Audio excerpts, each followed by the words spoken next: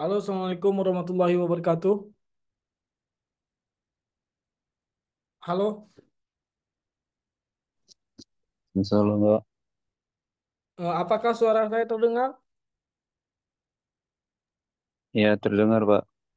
Saya coba login tadi nggak bisa masuk. Tolong tolong diinfokan kepada kawan-kawannya ya. Perkuliahan akan kita mulai dalam waktu 3 menit lagi ya, Mas ya. Baik Pak.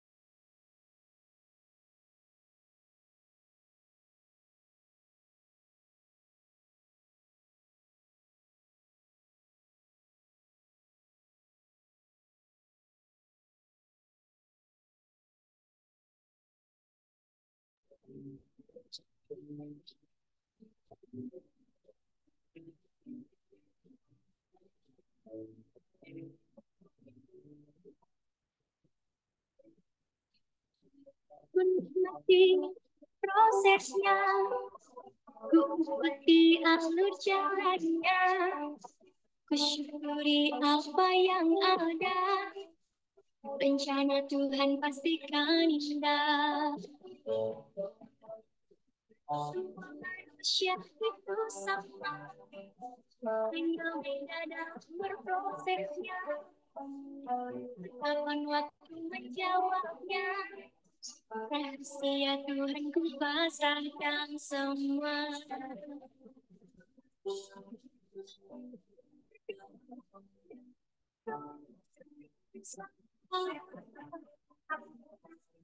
Percaya yang nantinya membawa sedang berjuang. Percaya semua yang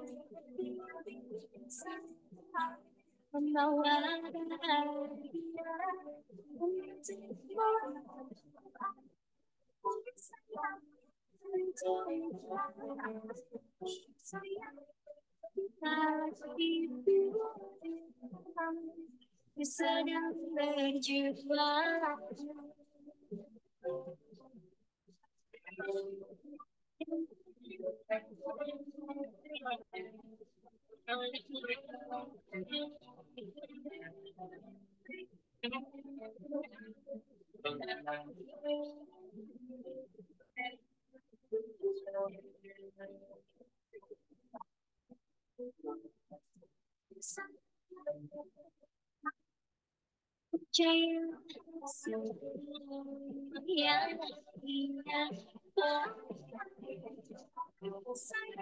sebelum aku sayang aku.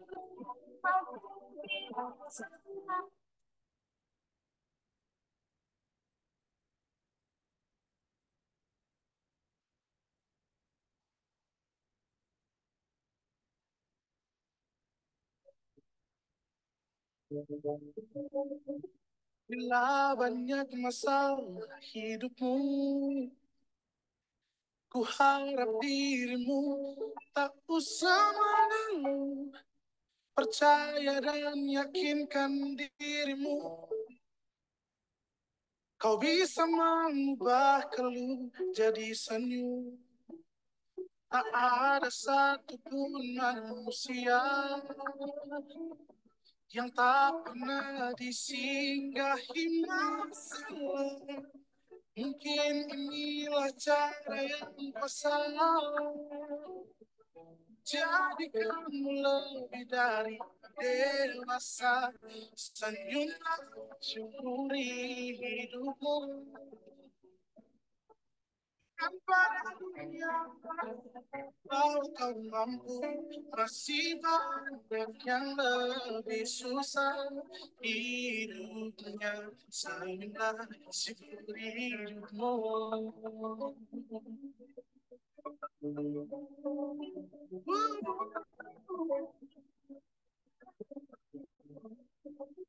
Tak ada satupun manusia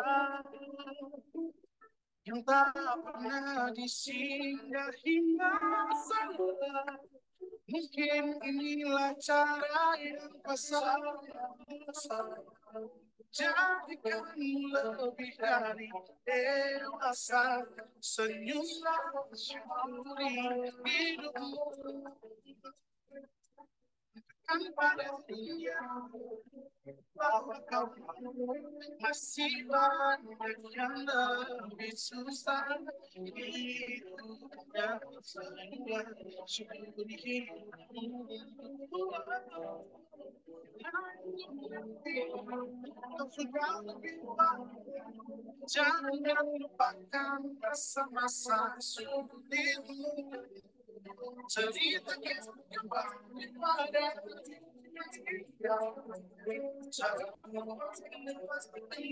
jadi senyum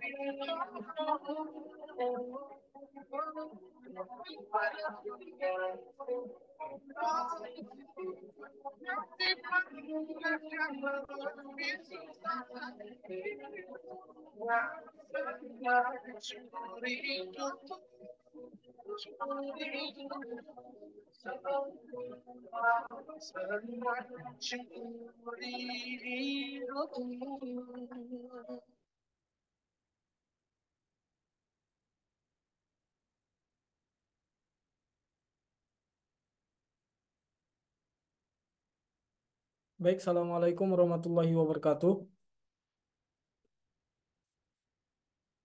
Halo, Waalaikumsalam warahmatullahi wabarakatuh. untuk mahasiswa sebelum perkuliahan dimulai diharapkan agar mengaktifasi kameranya. Pada mahasiswa, saya ingin kalian mengaktifasi kameranya. Halo, yang lain? Maaf Pak, terkendala sinyal Pak. Apa? Terkendala sinyal, sinyalnya tidak kuat. Ya, kalau yang terkendala sinyal nggak apa-apa. Yang nggak terkendala sinyal, mohon untuk apa? Aktifasi kamera.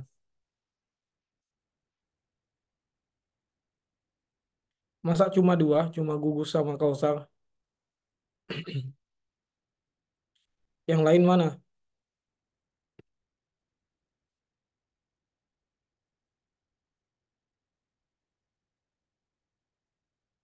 Halo, yang lain? Masa dari banyaknya mahasiswa cuma Kausar sama gugus?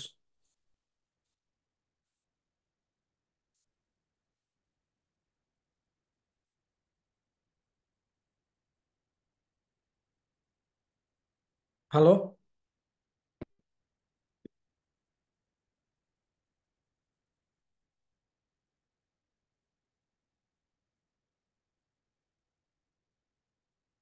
Yang lain mana, Anwar? Kok nggak aktif kamera? Kurang tahu, Pak. Ini yang hadir cuma sedikit ya. Saya screenshot yang aktifasi kamera aja.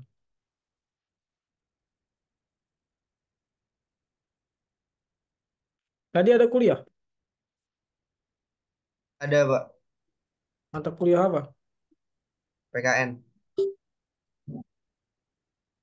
Selesai jam berapa PKN? Sebelum asar, Pak. Oh, sebelum asar. Oke, baik. Nggak apa-apa kita kuliah bertiga saja.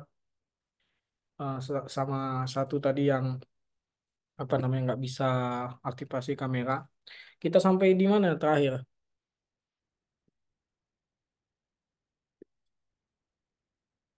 Sampai di mana kausar kita terakhir?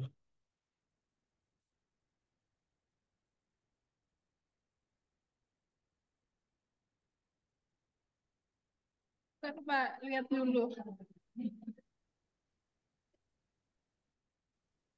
Hmm,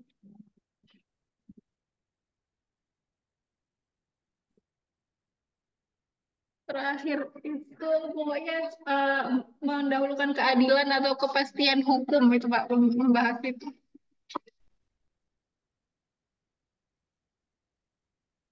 Hal-hal Oke, yang sifat-sifat melawan hukum. oke baik. Makasih kausar. Baik, ketika kita berbicara dalam konteks penanggulangan kejahatan, maka dalam penanggulangan kejahatan itu ada dua. Yang pertama, kita berbicara dalam konteks penal.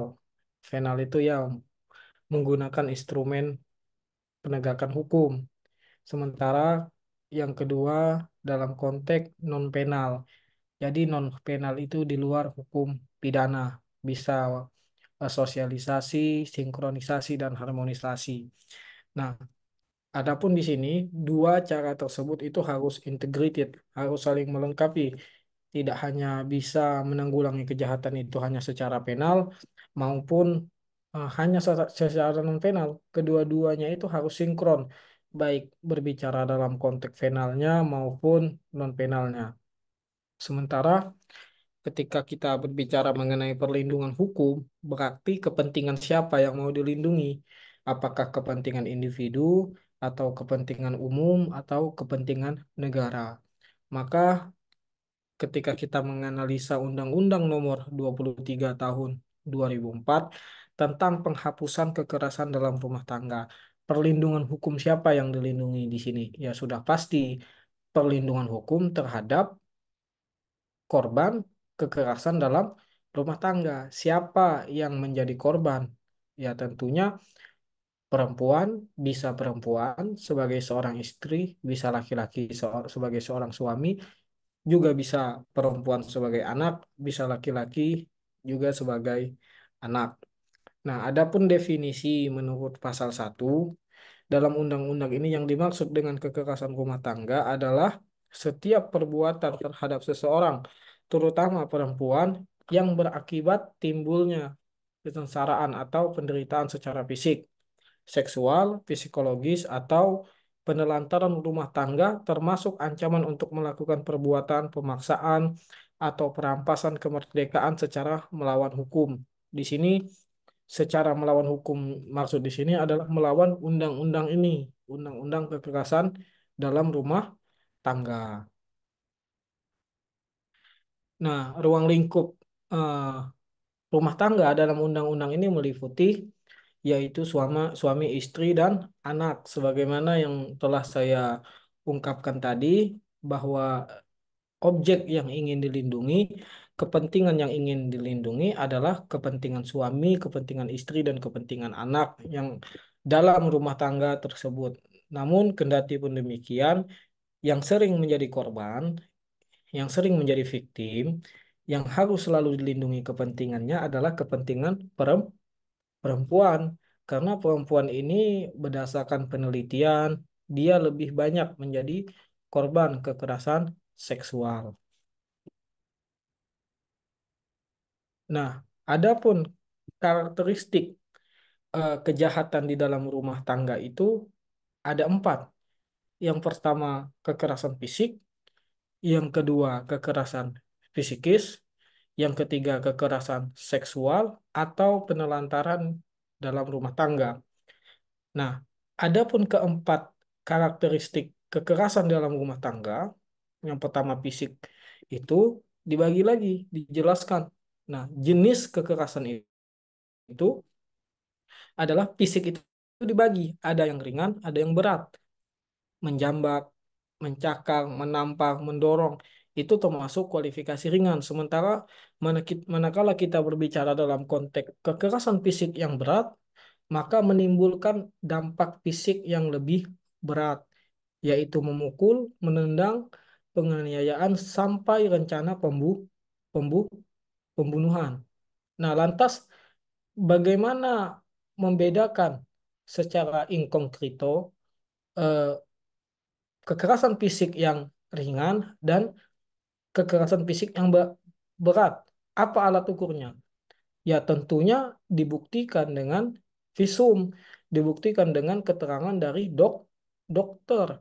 Apabila dokter mengatakan ini kekerasan ringan, maka dikualifikasikan sebagai kekerasan fisik yang ringan. Tapi manakala surat keterangan dari dokter menyatakan bahwa ini adalah kekerasan fisik yang lebih berat, maka hal itu merupakan perbuatan kekerasan fisik yang berat. Jadi untuk mengukur berat ringannya itu nggak hanya ukuran menjambak, mencakar, menampar, mendorong doang, tetapi dibuktikan dengan visum yang dikeluarkan oleh kese kesehatan, terutama dokter. Nah, sementara seperti yang saya katakan tadi, karakteristik kekerasan dalam rumah tangga itu ada empat. Yang pertama fisik, yang kedua fisikis. Nah, fisikis ini menyebabkan apa? Ketakutan, tidak pede, rendah diri, tidak berdaya, tidak bisa mengambil keputusannya sendiri. Nah, kekerasan fisik ini, mohon maaf, kekerasan fisikis ini juga dibagi dua. Ada fisikis ringan, ada fisikis berat. Nah, fisikis ringan salah satunya ketakutan, tidak pede, teror. Maksudnya ini bukan teror, teror, tipe. Sementara mana dia merasa terteror. Sementara manakala kita berbicara dalam konteks kekerasan fisikis yang berat, stres, depresi, masalah mental, dan masalah gangguan fisik. Oke, sampai di sini ada yang mau dipertanyakan kepada kawan-kawan? Ada yang mau ditanyakan sampai di sini?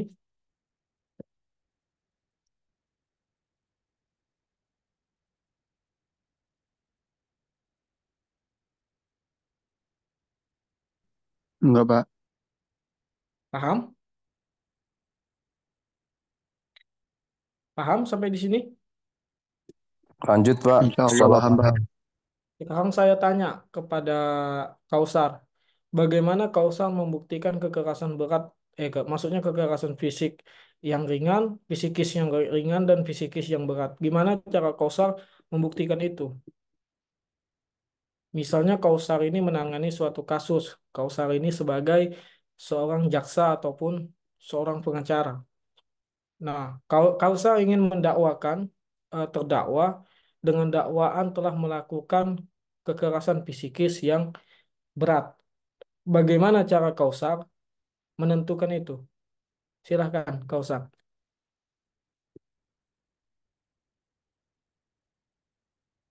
Melalui visum, hasil visum, Pak. Ya, visum apa?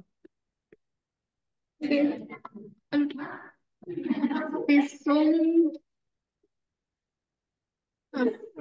yang ini, visum psikitariumnya. Apa itu? Sekretari.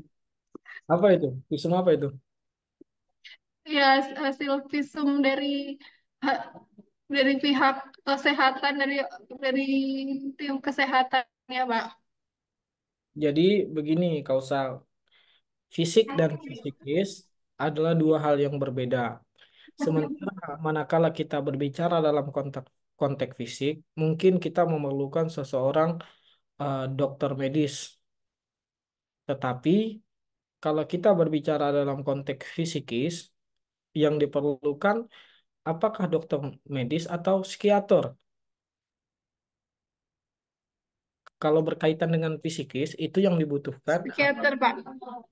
psikiater. Ya bisa juga dokter, tapi dokter yang mengambil kejiwaan. Dokter kejiwaan dia juga bisa untuk menentukan apakah itu merupakan perbuatan yang psikis kategori ringan atau kategori berat. Ini hanya apa namanya? Hanya konkretnya saja. Jadi undang-undang itu kita berbicara dalam konteks inkognito. Yang tertulisnya itu ketakutan, tidak pede, terteror. Itu yang ringan. Tapi apakah hanya semata-mata terteror itu kita kita lihat hal yang ringan? Tentunya tidak. Apakah terteror itu bisa menyebabkan dia stres, depresi, masalah mental, masalah gangguan fisik? Dibuktikan dengan hasil pemeriksaan dari fisiologisnya dia, pemeriksaan oleh psikiater maupun dokter kejiwaan. Maka apabila hasilnya di situ dikualifikasikan dia menjadi korban mengalami kekerasan psikis yang berat, maka didakwakanlah kepada dia psikis yang berat. Begitulah alat ukurnya. Jadi tidak semata-mata hanya undang-undang normatifnya saja, tapi harus dibuktikan. Dibuktikan dengan ahlinya.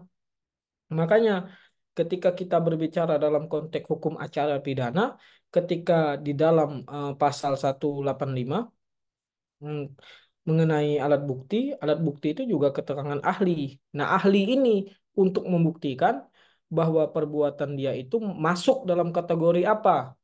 Nah, ahli ini banyak, nggak cuma ahli hukum, ada ahli psikologis, ahli kesehatan, ahli politik, macam-macam.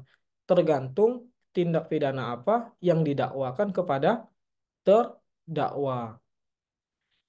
Oke, nah, sementara kekerasan seksual itu dibagi lagi. Yang ketiga itu kekerasan seksual. Kekerasan seksual itu bisa verbal, bisa non verbal. Sementara ketika kita berbicara dalam konteks verbal, komentar, kata-kata, label, julukan itu bersifat verbal. Manakala kita berbicara nonverbal, ekspresi, tindakan yang menarik perhatian seksual. Misal, kita menggunakan alat kontrasepsi, kita menarik lawan jenis kita untuk melakukan perbuatan seksual, itu merupakan kekerasan non verbal. Dia lebih kepada ekspresi. Sementara kalau verbal dia komentar, biasanya kata-kata dan label julukan. Contoh apa namanya kata-kata yang berbau apa namanya seksual dan lain sebagainya. Walaupun hal tersebut dikehendaki atau bersifat menghina maupun melecehkan korban. Jadi walaupun saudara ini tidak menghendaki bahwa perbuatan yang saudara lakukan itu tidak menghina atau melecehkan korban.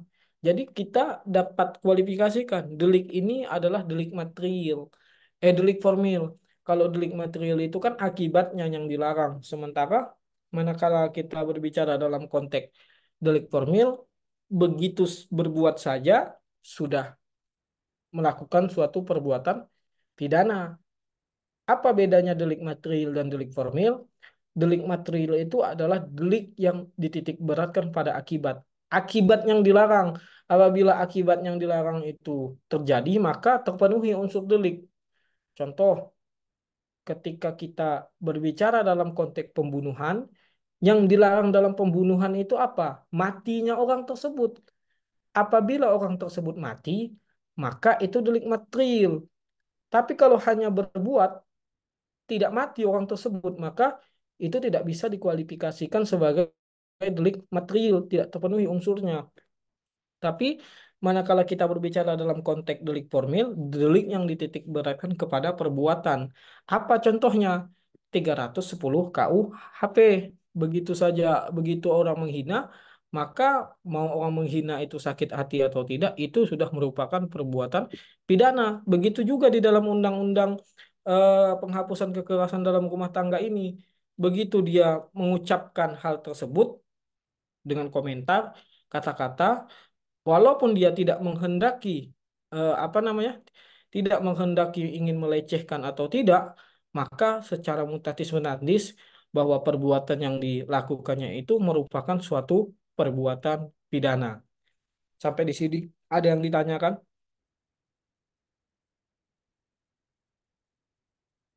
Ada yang ditanyakan? Halo. Izin bertanya, Pak. Ya, silakan. Berarti kalau kayak sejenis pembulian gitu kan, misalkan ini di luar konteks kekerasan seksual ya, Pak. Hmm. Pembulian kan, tadi kan saya nangkepnya nggak tahu betul atau salah, tapi mohon dikoreksi. Kalau delik formil kan dititik beratkan pada perbuatannya, Pak. Ya, Kalau material itu akibatnya, akibat dari ya. perbuatan tersebut. eh Kalau kasusnya pembulian gitu, Pak, masuknya kemana? Yang dibully itu siapa? Yang dibully itu misalkan anaknya kan kadang-kadang pembulian itu terjadi di ruang lingkup terdekat dalam artian keluarga gitu. Bisa jadi kan anak itu seringkali dibully oleh orang tuanya atau adik dibully oleh kakaknya gitu. Iya, kalau pembulian itu eh, berorientasikan kepada kekerasan seksual, baik itu verbal maupun non-verbal, itu bisa dikualifikasikan sebagai kekerasan seksual. Tapi kalau pembulian itu hanya bukan berorientasi kepada seksual, maka dia hanya kekerasan fisikis, bukan kekerasan seksual. Tergantung kalimat apa yang dia lontarkan. Apakah kalimat itu mengarah kepada eh, suatu yang berbau seksual ataukah tidak? Kalau berarah eh, ke sesuatu yang orientasinya seksual, maka walaupun dengan kata-kata, bully itu kan termasuk kata-kata, maka dia sudah dikualifikasikan sebagai kekerasan seksual yang ringan. Itu verbal. Itu Anwar. Masuknya ke delik mana, Pak? Del- Tergantung subjeknya. Kalau dia Oh iya, iya. orientasinya seksual, maka dia secara mutatis mutandis kekerasan seksual. Tapi kalau dia bullyingnya bukan orientasinya seksual, hanya dengan merendahkan dan lain sebagainya, itu merupakan fisikis. Contoh, misalnya seseorang menghina, seorang bapak menghina kemaluan anaknya. Itu merupakan kekerasan seksual atau bukan? Kekerasan seksual. Karena orientasinya berbau seksual. Kemaluan itu kan berbau seksual, alat kelamin. Tetapi kalau seorang anak, seorang orang tua hanya mengatakan, bola matamu tuh loh, seperti ini, itu bukan kekerasan seksual, Anwar. Tergantung subjek apa yang dilontarkan. Apakah itu berbau seksual ataupun non seksual. Contohnya, makanya di dalam pembagian kekerasan ini kan dibagi menjadi empat. Yang pertama fisik, yang kedua psikis. Nah, psikis ini yang non seksual. Jadi kata-kata yang dilontarkan itu bukan seksual, merendahkan harkat dan martabat diri seseorang, tetapi bukan bagian intimnya dia, maka dia dikategorikan, dikualifikasikan kekerasan psikis. Tapi kalau dia menyebut dengan hal-hal yang intim, dengan maksud dan tujuan untuk merendahkan, maka dia merupakan kekerasan seksual. Begitu Anwar. Baik, Pak. Terima kasih, Pak. Ada yang lain?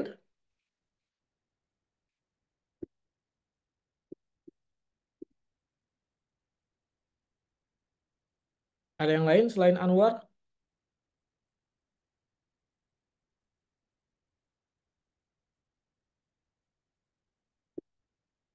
Halo?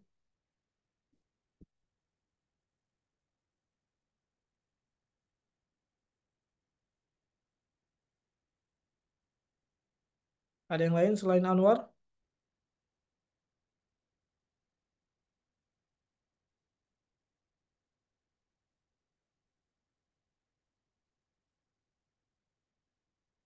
Oke, baik. Kalau tidak ada, saya lanjut. Nah, manakala kita berbicara kekerasan seksual berat, yaitu melibatkan kontak fisik. Nah, contoh meraba, menyentuh organ vital, memaksa untuk mencium, merangkul, melakukan tindakan lain di luar keinginan korban sehingga korban merasa terteror, terintimidasi, atau terhina. Maksudnya itu tindakan lain itu ya tindakan yang berbau seksual. Contoh, dengan memaksa hubungan seksual terhadap korban dengan cara menyakiti, memaksa, atau merendahkan. Bisa nggak kekerasan seksual ini terjadi pada pasangan suami istri yang tidak terjadi pertengkaran, tapi dia merendahkan harkat martabat perempuan itu. Bisa apa tidak? Bisa, Pak. Contohnya seperti apa?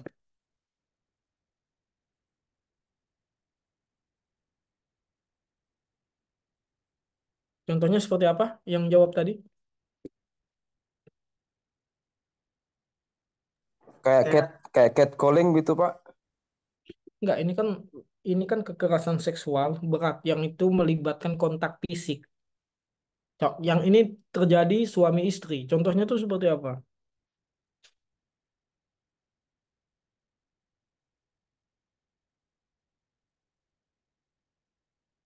Ada yang bisa mendeskripsikan?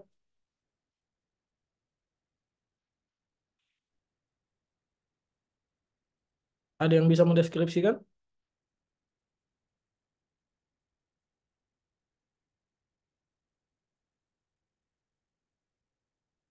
Contoh, ketika suami dan istri melakukan suatu hubungan intim, sang suami merendahkan bentuk intimnya seorang istri, maka itu merupakan kekerasan seksual yang berat. Makanya di dalam penelitian-penelitian, ada beberapa penelitian mengatakan bahwa memaksa istri untuk melakukan hubungan seksual, padahal istri itu dalam kondisi yang tidak baik saja. Misal, istrinya sedang sakit, suami memaksa istri untuk melakukan hubungan seksual, istrinya sedang sakit. Yang sakitnya itu tidak memungkinkan seorang istri untuk melakukan kegiatan seksual, tetapi sang suami memaksa. Maka maka inilah merupakan kekerasan seksual yang berat. Apalagi dengan seksualnya itu, dengan melakukan hubungannya itu, seorang istri terdampak akibatnya menjadi sakitnya makin parah dan lain sebagainya. Tapi ini ingat, ini adalah delik aduan, harus ada yang mengadu. Ini bukan delik biasa. Jadi perbedaan delik biasa dan delik aduan itu baru dikatakan delik apabila sang istri itu mengadu. Tapi kalau sang istri itu tidak mengadu, maka itu bukan merupakan suatu delik. Ada lagi? Ada yang mau ditanyakan?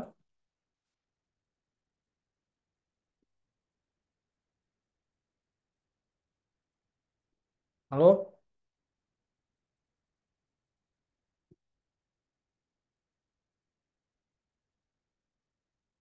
Berikutnya adalah kekerasan ekonomi. Nah, kekerasan ekonomi ini dibagi menjadi dua lagi. Yang pertama membuat tidak berdaya secara ekonomi. Yang kedua ekonomi tergantung, ekonomi tidak terpenuhi sama sekali itu yang ringan. Tapi manakala kita berbicara dalam konteks ekonomi yang berat, kekerasan ekonomi yang berat, tidak eksploitasi, manipulasi, dan pengendalian ekonomi. Contoh, kekerasan ekonomi yang berat itu memaksa korban untuk bekerja selalu eksploitatif, melarang korban bekerja tapi tidak memenuhi kebutuhan hingga merampas seluruh harta milik korban. Maka itu dikualifikasikan kekerasan ekonomi yang berat. Ada yang ditanyakan?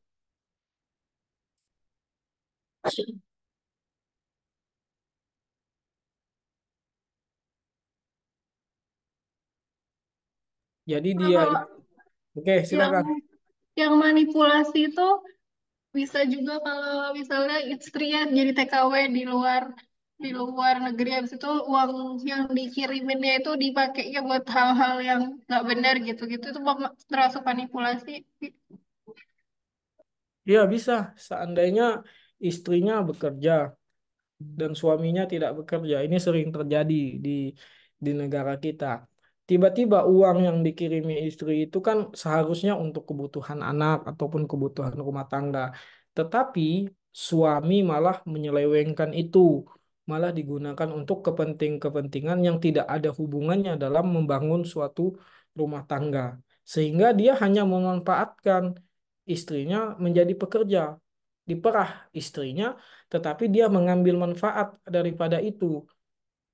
Manfaatnya apa? Dia menguasai gaji harta istrinya, maka itu tidak boleh. Itu merupakan kekerasan ekonomi yang dikualifikasikan dalam ekonomi yang berat.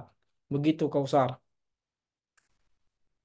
Terus kalau terus kalau seandainya suami memaksakan istrinya bekerja, dipaksa istrinya bekerja untuk mencari pundi-pundi rupiah, itu merupakan kekerasan ekonomi atau tidak? Itu merupakan kekerasan ekonomi. Dia hanya memanfaatkan istrinya, tetapi dia hanya memanfaatkan istrinya untuk bekerja, tetapi hasil dari pekerjaan itu, benefit dari pekerjaan itu dia gunakan bukan untuk kepentingan keluarganya, bukan untuk kepentingan rumah tangganya, melainkan kepentingan-kepentingan yang lain. Itulah yang disebut dengan kekerasan eko ekonomi.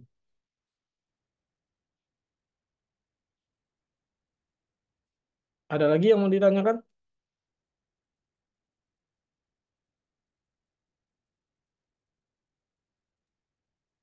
Ini masuknya juga berarti delik aduan, Pak. Kalau nggak ada pengaduan, nggak bakal ada tindak.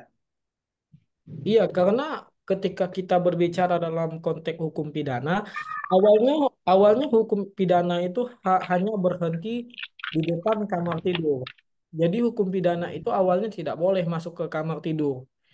Hukum pidana itu adalah hukum publik, tapi dalam perkembangannya hukum pidana ini mengatur masalah rumah tangga. Awalnya masalah rumah tangga itu tidak diatur di dalam hukum pidana, dia hanya diatur di dalam hukum keluarga, hukum perdata, hukum private.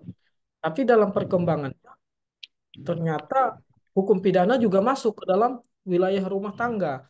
Nah, tetapi dia tetap dibatasi dengan pagar-pagar delik aduan.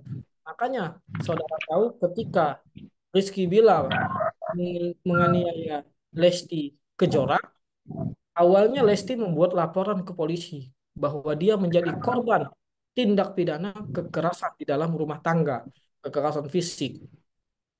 Namun, kendati pun demikian, dalam perkembangannya, Lesti mencabut laporan tersebut dan memilih jalan damai dengan Bilar, Rizky Bilar. Maka secara mutatis mutatis, itu bukan lagi merupakan perbuatan pidana. Karena undang-undang di dalam tindak pidana kekerasan dalam rumah tangga ini merupakan delik aduan. Karena pada hakikatnya hukum pidana itu adalah hukum publik. Tetapi ini masuk ke dalam rumah tangga, makanya dia dibatasi dengan delik aduan. Artinya delik yang dapat diproses apabila ada pengaduan dari korban.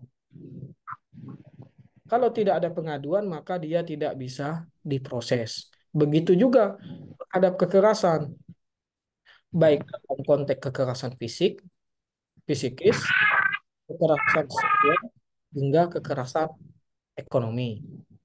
Maka itu bersifat aduan.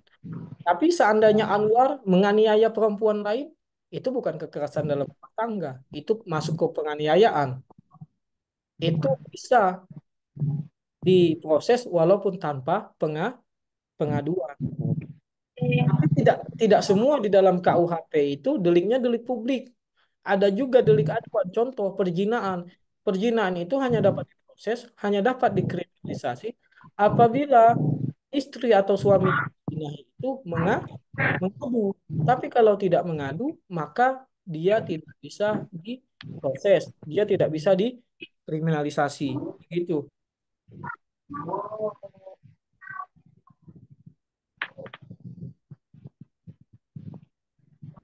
Ada lagi? Izin bertanya, Pak. Nah, Kalau hukum pidana yang biasa kan harus ada minimal 2 alat bukti, nggih, Pak. Kalau dalam kasus pengaduan seperti itu, apakah dibutuhkan alat bukti tersebut, Pak? ya jelas. Ketika kita berbicara dalam konteks hukum pidana, maka minimum dalam terjadinya tindak pidana itu harus diutarakan 2 alat bukti. Karena ulus testis, apa namanya, 2 alat bukti itu yang digunakan di dalam hukum pidana. Begitu juga di dalam KUHP. Kitab Undang-Undang Hukum Acara. Untuk mengadili suatu perkara, telah terjadinya tindak pidana, minimal ditemukan dua alat bukti. Tidak tidak sulit untuk menemukan dua alat bukti. Adanya korban dan adanya bukti itu adalah dua alat bukti. Misalnya korbannya ada, terus lebam di kulitnya ada, itu sudah merupakan alat bukti. Begitu Anwar. Tidak boleh dalam pidana itu tidak ada bukti, hanya prejudice, prejudice, prejudice, dan prejudice. Di dalam hukum pidana alat bukti itu harus lebih terang daripada cahaya. In criminalibus probationes beden esse luce clariores. Bahwa alat bukti itu harus lebih terang daripada cahaya. Minimal dua alat bukti itu sangat mudah. Bisa alat bukti kan tidak hanya saksi, tetapi bisa keterangan terdakwa, bisa juga luka lebam yang menjadi milik terdakwa korban itu. Ada korban, ada lukanya, ya sudah, itu udah dua alat bukti. Apalagi sekarang sangat mudah, ada alat yang digunakan dan lain sebagainya. Begitu, Anwar.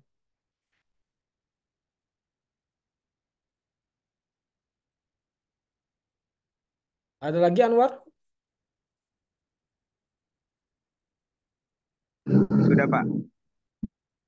Jadi berbicara bukti itu, Anwar, emang baru dimulainya suatu rangkaian penyidikan itu harus menemukan dua alat bukti agar itu bisa diproses di pengadilan. Dua alat bukti itu bukan semata-mata melindungi terdakwa, tetapi kita tidak boleh juga menuduh seseorang apakah dia melakukan tindak pidana atau bukan. Maka dengan dua alat bukti itu diharapkan bisa menjadi awal mula benderangnya suatu perbuatan pidana. Alat bukti itu tidak sesulit yang apa yang kita pikirkan. Itu bukti itu akan selalu mengikuti bagaimana keadilan yang ada di dalam persidangan. Serapi apapun seseorang dalam menyembunyikan kejahatannya, maka kebenaran akan lari untuk membongkarnya. Begitu, Anwar. Kita tahu dalam konteks kasus Verdi Sambo, kurang apa sih Verdi Sambo? Dia merupakan seorang jenderal bintang 2 Kadif Propam, disegani di anggota Polri, tetapi malang tak dapat ditolak, untung tak dapat diraih. Akhirnya dia terbukti secara sah dan meyakinkan telah melakukan tindak pidana pembunuhan berencana terhadap Brigadir Joshua Huta Barat. Walaupun dalam persidangannya itu penuh dengan drama dan lain sebagainya. Tapi percayalah bukti itu akan selalu mengejar terdakwa. Ada lagi yang mau ditanyakan, Anwar, yang lain?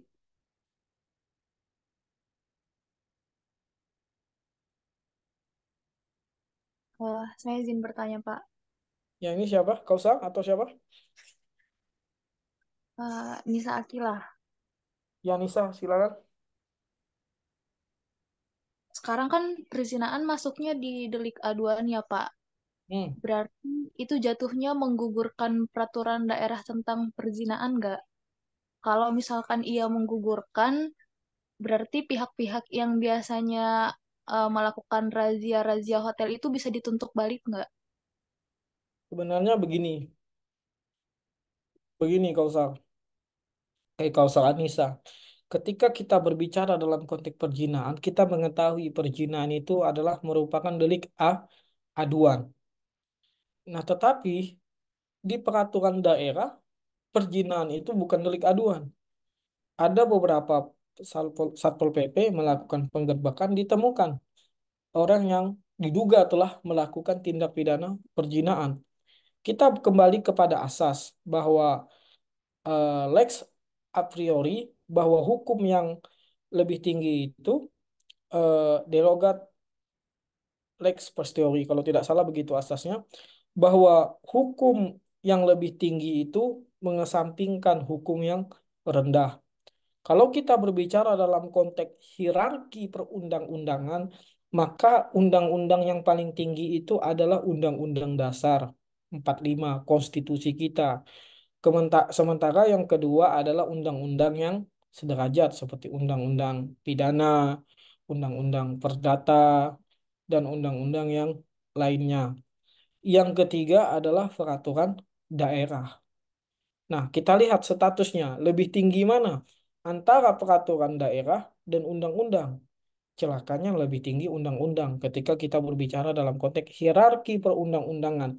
Maka undang-undang yang lebih tinggi itu mengesampingkan atau lebih didahulukan daripada undang-undang yang lebih rendah. Maka oleh karena itu ketika Satpol PP melakukan penggeledahan, dia hanya memberikan sanksi sebagai sanksi moral saja. Ibu, bapak, mbak, emas, jangan sampai melakukan perbuatan ini lagi. Tidak ada sejarahnya orang yang melakukan perzinahan yang digeledah oleh Satpol PP di penjara. Tidak. Hanya dibina, hanya dibimbing, hanya diberikan sanksi moral. Jangan melakukan perbuatan ini lagi. Lantas, apakah Satpol PP itu bisa dilaporkan balik? Tidak. Karena Satpol PP juga memiliki fungsi dan lain sebagainya. Dia hanya menertibkan untuk ketertiban umum. Dia tidak bisa diadukan balik kecuali ketika dia menggeledah perzinahan, dia menganiaya, melakukan penganiayaan terhadap orang yang berzina itu, maka bisa dilaporkan. Tapi kalau dia hanya menggeledah, mengamankan, itu dia tidak bisa dilaporkan balik karena Satpol PP tidak mempidanakan, Anissa. Dia hanya menertibkan saja. Begitu Anissa. Seperti polisi yang yang apa namanya? Seperti polisi yang menertibkan para pendemo, seperti polisi yang menertibkan para balap liar, dia tidak ditahan. Dia hanya ditertibkan saja. Begitu Anissa. Tapi kan itu biasanya ada yang sambil ngerekam ya, Pak. Itu gimana? Kalau sambil merekam, itu Satpol PP-nya bisa dikenakan dengan Undang-Undang ITE. Makanya ketika dulu ada acara 86 kalau tidak salah di net. Acara 86 itu ada seorang polisi, saya lupa nama polisinya, ketika dia menyita handphone milik pengendara, dia membuka handphone tersebut tanpa surat penyidikan yang resmi. Maka dia diberhentikan dari jabatannya dan diturunkan dari jabatannya karena dia melanggar etik. Maka apabila merekam tersebut dengan niat untuk mempermalukan atau mengkriminalisasi kepentingan individu, maka itu bisa dilaporkan. Begitu Anissa. Baik, Pak. Terima kasih. Bisa dilaporkan. Apalagi tanpa seizin eh, penyidik, dia menyebarkan video tersebut. Contoh, ketika kita berbicara dalam konteks pornografi, kenapa sih yang selalu dipidana itu orang yang menyebarkan perbuatan tersebut? Kenapa orang yang ada di dalam video tersebut jarang sekali dipidana? Ada yang tahu?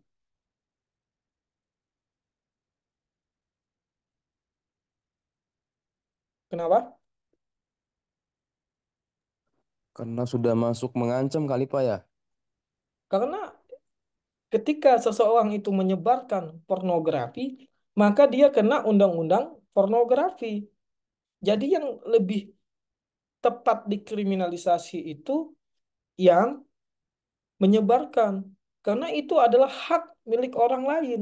Contoh, ketika suami suami istri membuat suatu video berhubungan intim, berhubungan seksual, itu bisa jadi karena suami istri ingin mengoleksi saja, ingin membuat video itu saja. Tapi apabila ada orang lain yang menyebarkannya, bahkan seorang suami itu sendiri yang menyebarkannya, maka dia sudah mengganggu kepentingan umum. Perbuatan tersebut itu kepentingan individu, tetapi dipublish di umum mengganggu kepentingan umum. Karena kepentingan umum itu yang dilindungi itu bukan hanya orang-orang yang terganggu matanya dengan pornografi, tidak, tetapi ada anak-anak yang di situ yang belum dirasa belum pantas untuk menonton hal-hal tersebut. Begitu, Ada yang ditanyakan lagi?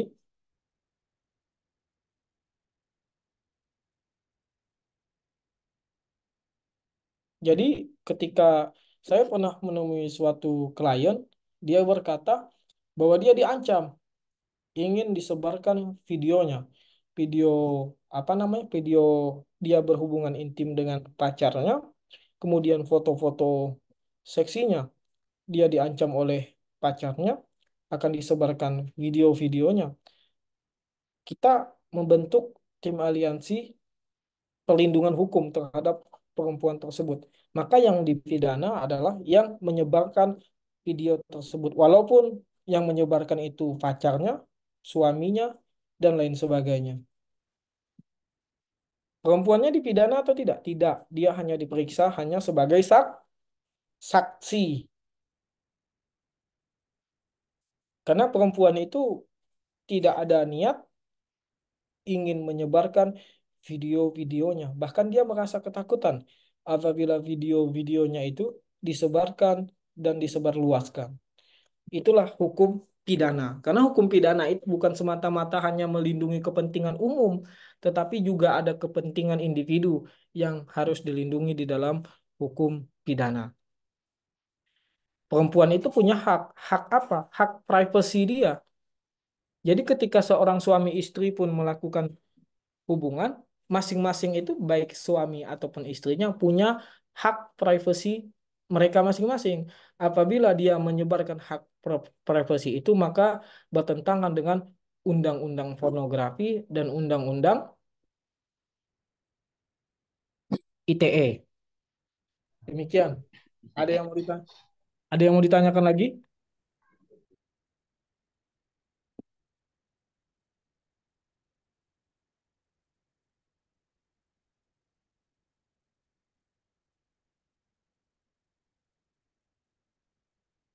Ada yang mau ditanyakan?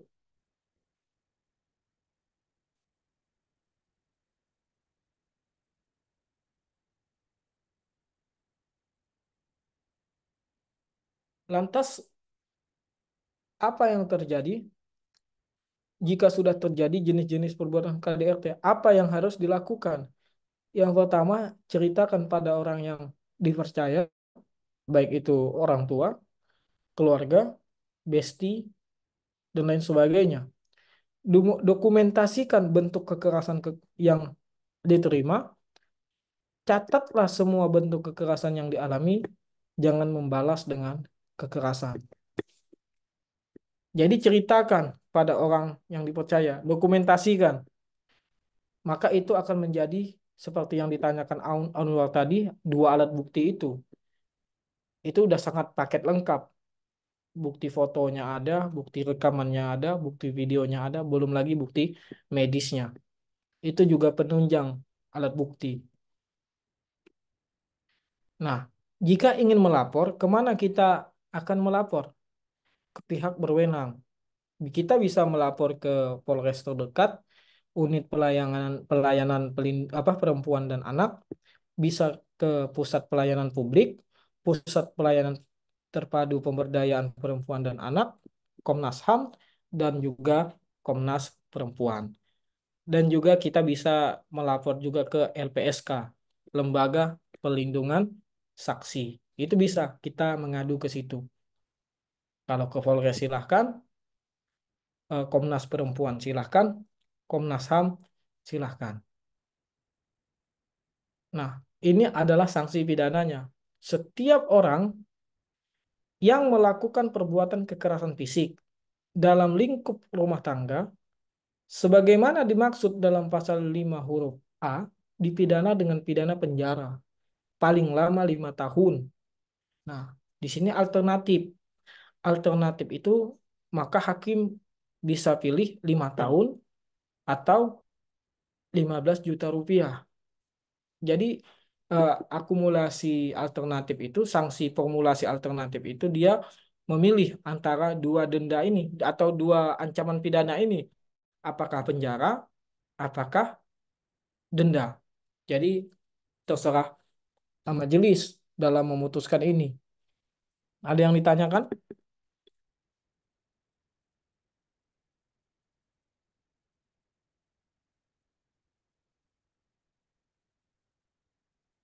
Ada yang Ada ditanyakan? hal ada hal-hal yang mendasari nggak Pak? Hakim kenapa pilih penjara atau kenapa pilih denda? Apakah ada hal-hal yang mendasari kenapa hakim pilih penjara atau denda? Oke, baik, pertanyaan yang cukup bagus. Kenapa hakim harus memilih itu? Pertama, karena asas legalitas. Tiada suatu perbuatan dapat dipidana dalam pasal 1 KUHP itu. Tiada suatu perbuatan dapat pidana kecuali perbuatan tersebut telah ditentukan atau telah diatur di dalam undang-undang. Berarti asas legalitas itu memiliki landasan filosofis nulla funa sine lege.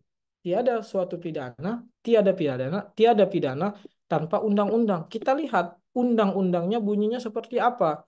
Undang-undangnya bunyinya alternatif. Dia harus pilih antara menjatuhkan pidana 5 tahun, paling lama 5 tahun, atau denda paling banyak 15 juta. Itu adalah pedoman bagi hakim untuk menjatuhkan pidana. Karena landasan kita adalah asas lega, legalitas.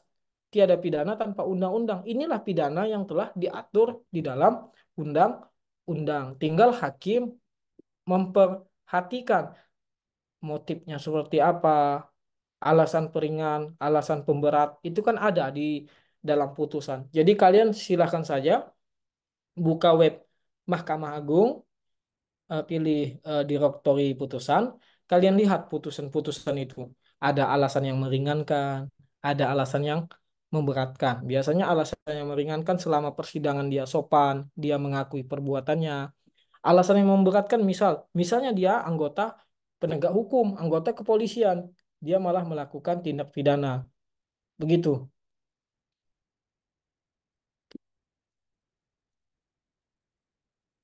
Ada lagi? Paham? Anissa, siapa yang tanya tadi? Paham Pak? Jadi karena bunyi undang-undangnya seperti itu, Anissa. Palingan hakim hanya memberikan alasan memperingan atau memperberat terdakwa di dalam putusannya itu. Tapi rambu-rambu parameter hakim dalam menjatuhkan ancaman pidana, yang pertama itu tidak boleh lebih dari 5 tahun, atau nah alternatif ini pilih salah satu. Kalau kumulatif misalnya dan berarti dua pidana itu harus dijatuhkan. Tapi kalau kalimatnya anak kalimatnya atau kata penghubungnya, maka hakim harus memilih salah satu. Apakah boleh hakim menjatuhkan pidana 6 tahun? No, tidak boleh. Karena bunyi undang-undangnya pidana maksimal itu lima tahun. Karena ini undang-undangnya sistem maksimal, bukan sistem minimal. Jadi kalau misalnya minimal 2 tahun berarti boleh di atas 2 tahun. Kalau sistemnya maksimal 5 tahun berarti tidak boleh di atas lima tahun. Kecuali dengan alasan-alasan tertentu. Contoh, apa namanya, konkursus. Konkursus itu perbarangan tindak pidana dengan diikuti tindak pidana lainnya. Itu boleh diperberat. Makanya konkursus itu diperberat, ditambah hukumannya dengan sepertiga. Atau residivis, dia udah terpidana kemudian kembali mengulangi perbuatan pidana itu, maka diperberat. Atau pejabat dan lain sebagainya. Begitu, Anissa. Ada lagi yang ditanyakan?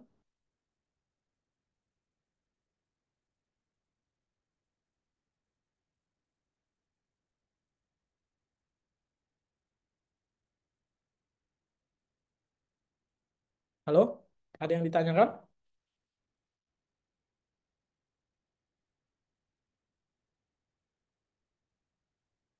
Izin bertanya, Pak. Silakan.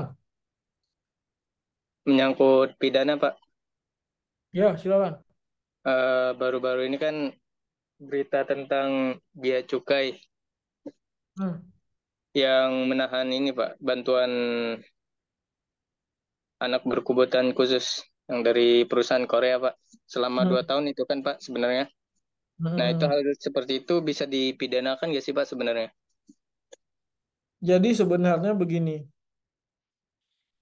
kita kita udah bicara dalam konteks bea cukai itu kita harus membuka undang-undang, undang-undang KPB-an. Nah, permasalahannya apakah ketika bea cukai menahan barang milik anak-anak berkebutuhan khusus, disabilitas, kita lihat prosedural di negeri kita itu seperti apa. Seandainya di dalam prosedural negeri kita, bea cukai harus melakukan perbuatan tersebut, maka itu bukan merupakan perbuatan pidana. Tapi seandainya bea cukai melakukan prosedural tersebut tidak memenuhi standar nasional kita ataupun standar internasional dalam pemeriksaan fisik dan lain sebagainya, membukanya dan lain sebagainya, maka itu bisa dikriminalisasi, maka itu bisa dipidana. Jadi tergantung bagaimana bea cukai itu memperlakukan objeknya. Lantas apakah ada peraturan internasional yang mengharuskan bahwa barang untuk kebutuhan khusus itu disilahkan saja, tidak boleh ditahan-tahan. Nah, kita lihat ini kan ada pertemuan antara hukum internasional versus hukum nasional. Jadi yang mana lebih diutamakan? Seandainya kita berbicara dalam konteks keadilan, ya maka harus diutamakan hukum internasional. Di situ hanya untuk anak berkebutuhan khusus. Tetapi kalau kita mengedepankan kepastian hukum, maka kita menggunakan prinsipal-prinsipal yang bagaimana dilakukan oleh BA Bea Cukai. Sepanjang Bea Cukai itu memang benar adanya,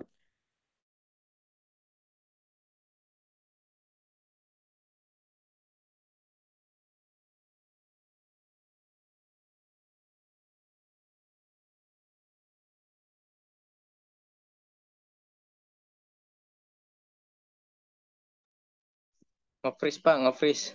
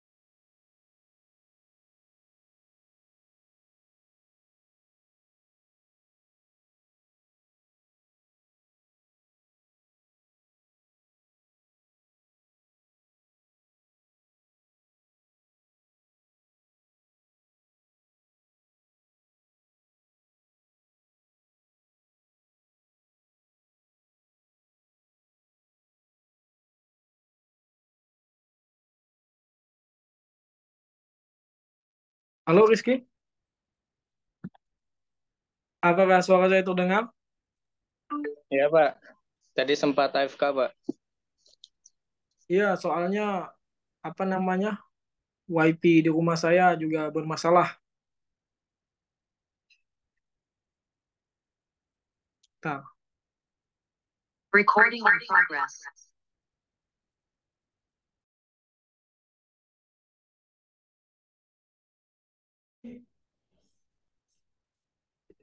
apakah suara saya terdengar? Terdengar Pak. Oke, baik. Pertanyaan Rizky tadi ya sudah saya jelaskan. Apakah masih belum paham Rizky? Atau gimana?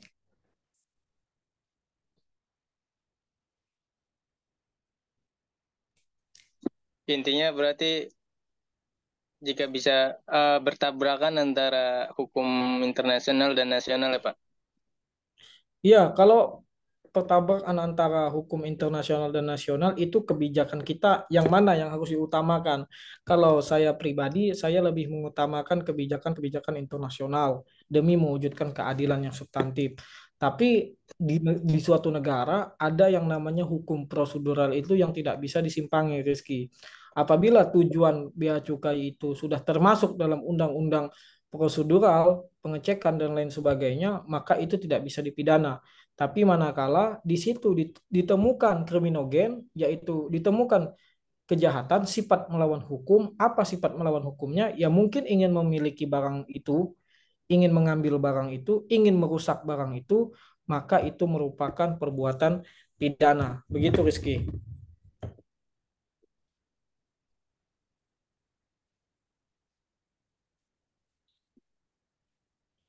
Baik Pak, terima kasih Pak.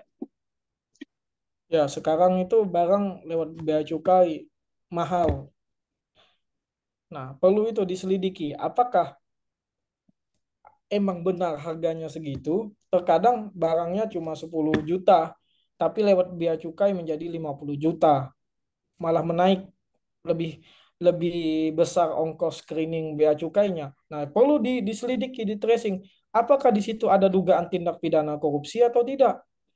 Apakah di situ ada tindak money laundering atau tidak? Kalau ternyata ada tindak pidana korupsi, maka itu merupakan tindak pidana.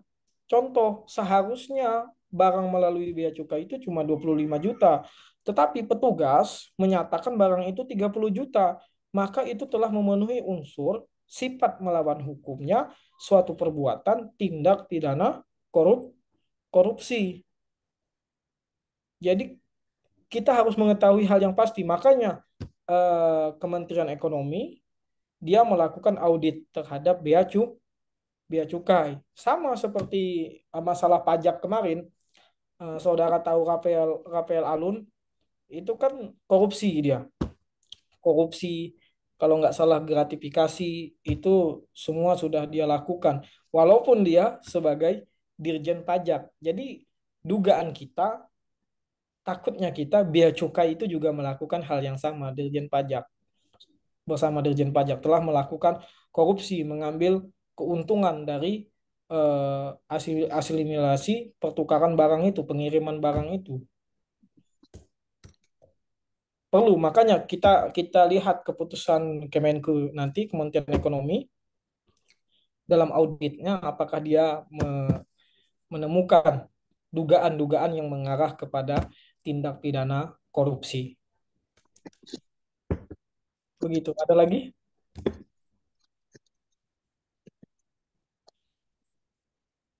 Ada lagi yang ingin ditanyakan?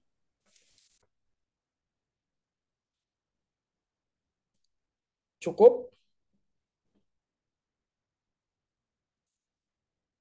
Oke, kalau emang tidak ada, mungkin Mungkin satu lagi Pak. ya silakan. Yang buat UTS ini HPPA membuat artikel ya Pak? Iya, membuat artikel, membuat makalah, sebagaimana dengan judul yang telah saya berikan. Udah dikirim sama Mas Alwi. Belum kayaknya Pak. Nanti dikirim sama Mas Alwi, saya beri waktu 5 hari membuat artikel itu tentang perlindungan hukum terhadap korban kekerasan seksual. Nanti ada 4 tema di situ. Saudara memilih tema tersebut. Tema apa yang akan saudara pilih, saudara buat artikel, buat makalah. Ya, saya tidak memaksa, mau makalah silahkan, saudara mau buat dalam bentuk jurnal pun juga silahkan. Seenaknya saudara saja. Yang penting sistematika penulisan itu sudah saya jelaskan di situ, harus terpenuhi sistematika penulisan tersebut. Nanti kalian terserah mau milih tema apa. Di situ ada 4 tema besar kalau tidak salah. Salah satunya itu perlindungan hukum terhadap korban eh, anak pelaku tindak pidana terorisme. Jadi kalian ngelihat aturannya itu, aturan apa yang digunakan untuk melindungi anak yang menjadi korban tindak pidana teror, pelaku tindak pidana terorisme. Kan banyak nih terjadi bapaknya itu dan ibunya itu merupakan terorisme. Sementara anak itu kan dia tidak mengerti apa yang dilakukan oleh orang tuanya, perbuatan apa, entah itu perbuatan baik atau perbuatan buruk, anak itu tidak mengerti.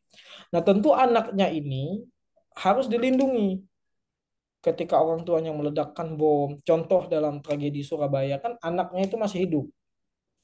Nah, perlindungan hukum apa yang harus dilakukan untuk anak tersebut? Nah, ketika kita berbicara dalam konteks perlindungan, ada dua, penal maupun non penal. Penalnya kalian jelaskan, kemudian non penalnya juga kalian jelaskan. Penalnya ini berdasarkan undang-undang ini.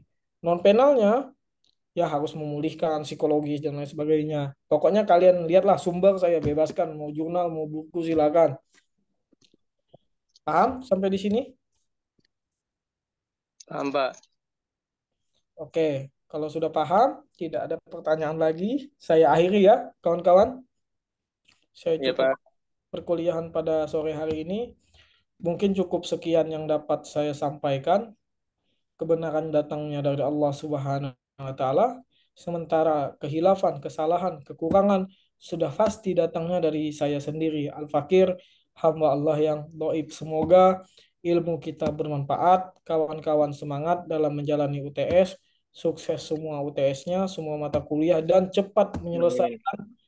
cepat menyelesaikan perkuliahan ini sehingga mendapatkan gelar sarjana hukum yang halal. SH itu bisa sarjana halal, bisa sarjana haram. Tergantung kemana kalian membawanya. Kalau kalian bawa ke kanan dikit, dia menjadi sarjana halal. Kalau kalian bawa ke kiri, terus dia akan menjadi sarjana haram. Oke, baik, cukup sekian yang dapat saya sampaikan. Syukran jazilan, jazakumullah khairan. Wallahu muwafiq ila aqwam minkum. Wallahu muwaffiq ila aqwamit thoriq. Assalamualaikum warahmatullahi wabarakatuh. Waalaikumsalam warahmatullahi wabarakatuh. Waalaikumsalam Terima warahmatullahi kasih, wabarakatuh. Pak. wabarakatuh. Oke, saya izin live.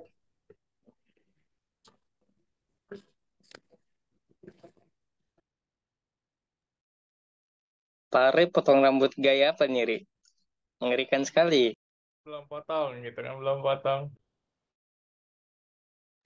THR-nya, Ri, jangan lupa. Merapat dulu lah, baru dapat THR. Malam ini ada rapat kita Merapat apa, cowok? sama Daniel Bulbul di Jaksel. Terkait apa tuh? Bisnis biasa. Oh, kayaknya Bulbul udah sukses kayaknya. Waduh. Kamu ikut-ikut aja, Ri, di Kebayoran.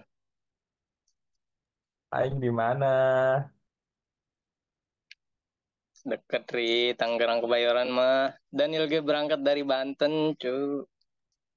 Apa itu mah? Depok, ini nempel-nempel Tangsel. Banten. Terkoy dah. Aing dari Jawa Timur. Oh, enggak gitu. Mm-mm. Enggak, saya. Ish, Ngabaran Cipari mah. Lah, Gawe. mana masih di Medan Ente yang di Jakarta. kemarin. Habis ini kuliah apa, Ri?